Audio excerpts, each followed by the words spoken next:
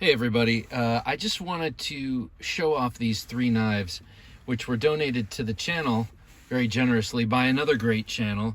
Our good friend Dave at ThisOldSword Blade Reviews sent this over to me. Now if you don't know This Old Sword, he has got a crazy eclectic collection. He's a gentleman who's been collecting knives longer than I have, and he did Kali for a great number of years, studying with some luminaries, so he's got some of very similar taste. He likes the tactical stuff.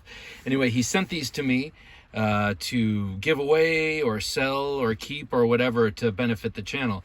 I'll do reviews of them and all that, or close looks at them, but these will make it out into the hands of viewers eventually. But let me just show you.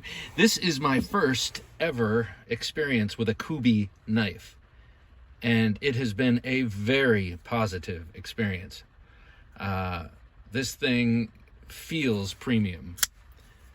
So it's a Jelly Jerry design. Jelly Jerry is a designer that's we've seen a lot of his knives incarnated through Tucson knives, and this one is Kubey. Now to look at it, looks kind of uncomfortable and weird. The top part reminds me of the back strap of a Southern Grind, you know, Bad Monkey or something, with that deep swoop in. I don't generally find that very comfortable, but on this knife, the ergonomics on this, though they look weird, feel great.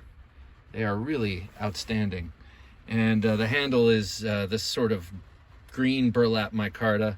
It's just beautiful. You got a sculpted titanium clip there. Nice liner lock. Beautiful action on this Kubey knife, which I always just kind of made assumptions about, but I like this. I think that this is a very well-made knife. Here's where you can see that this is not a premium offering, is that it's AUS 10 steel, AUS 10 steel. No, it's not the end of the world, but it is a sign that this is not a really high-end knife, and it's just about the only sign, because the rest of it just feels so luxe, so luxury. And by the way, this one is excellent in reverse grip too. That it feels really good like that. So thank you, Dave, for this, my first experience with Kubey knives. I really like this thing. Very, very sharp too, and quite thinly ground. Next, from our good friends over at Off Grid Knives, we've got the, oh, look at that. So this, excuse me, this is one of their, what do you call it? Assisted knives. Cryo D2. What is this called? I can't remember. This is like the back shock or something. I'm sorry, I don't have the box with me, and I forgot what this is called. Aftershock? I can't remember, but oh my God, it feels great in hand. This thumb swale is magic.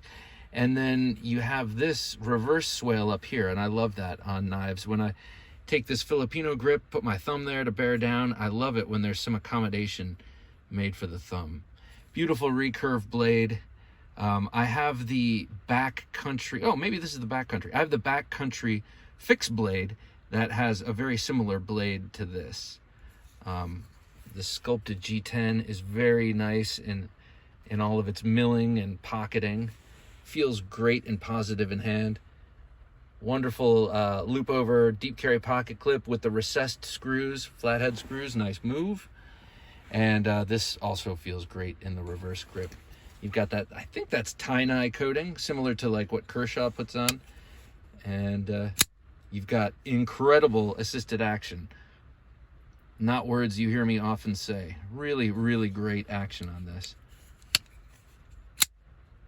All right. Again, thank you, Dave. I've always been curious about this knife, and now having it in hand, it's awesome.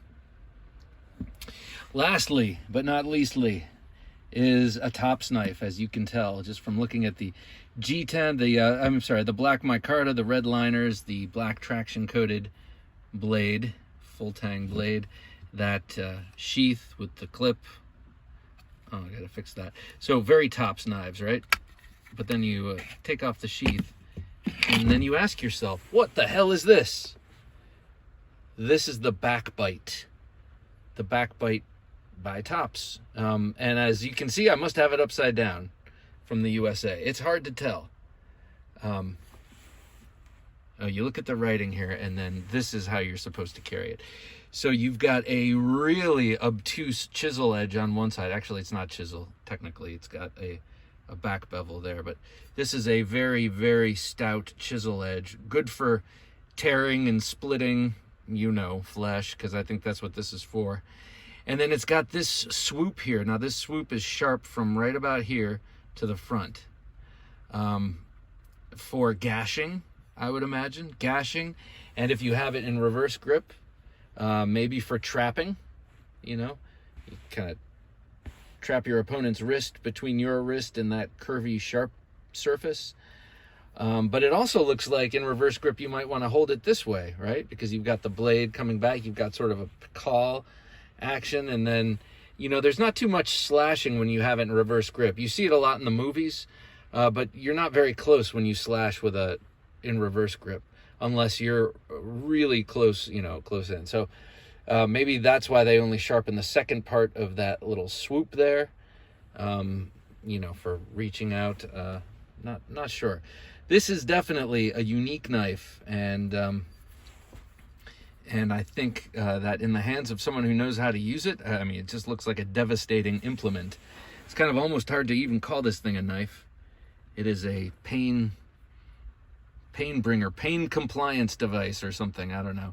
But it's really cool, and I'm really excited to have gotten a chance to check it out, especially after years and years of wondering what it was all about and what it was like. I somehow imagined it a lot larger, and I am grateful and glad it is not, because it is, like I said, it is an odd and imposing implement, and any larger, I might not know what to do with it. So, Dave, This Old Sword Blade Reviews, definitely check him out. I will put his put a link to his channel in the description below. Thank you, Dave. These are awesome. I can't wait to get them out in the hands of the public, but only after doing my videos on them. Very generous, sir. I appreciate it. Take care, everybody.